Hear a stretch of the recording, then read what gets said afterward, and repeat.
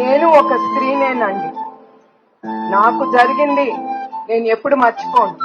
నా మనస్సాక్షి అనేది ఉంటుంది. మేడం గారు, ఆంధ్రప్రదేశ్ రాష్ట్రం మొత్తం మీద మీరు ఒక్కరే స్త్రీయా? వనజాక్షి గారు కూడా స్త్రీ. మీ ప్రచార పిచ్చ కోసం పుష్కరాల్లో మీరు పొట్టన పెట్టుకున్నటువంటి 29 మందిలో 20 మంది స్త్రీలే.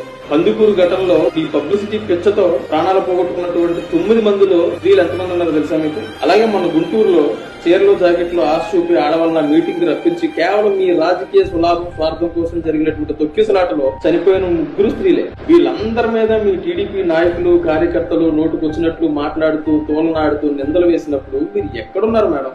నాడు 2 ఎకరాల చంద్రబాబు నేడు 2 లక్షల కోట్లకు అధిపతి. రాష్ట్రం మొత్తం లూటీ చేసి కోటీశ్వరులు అయిపోయారు. పైగా హెరిటేజ్ సంస్థలో మీ వాటా 2% అమ్మితే చాలా 500 కోట్లు వస్తాయని మీరే స్వయంగా చెప్పారు. ఇప్పుడు కూడా చంద్రబాబు మిమ్మల్ని సింపతి కోసమే వాడుకుంటున్నాడు. అలిపిరి ఘటనలోనే చంద్రబాబు మీద సింపతి రాలేదు. అలాంటిది ప్రజాదానాన్ని అవినీతి చేసి అక్రమంగా అన్యాయంగా అందరి కాడికి దండుకుని వక్ర మార్గాల్లో మీ ఖజానాకు మళ్లించుకుని ఈ రోజు అడ్డంగా దొరికి జైల్లో ఉంటే సింపతి వస్తుందా?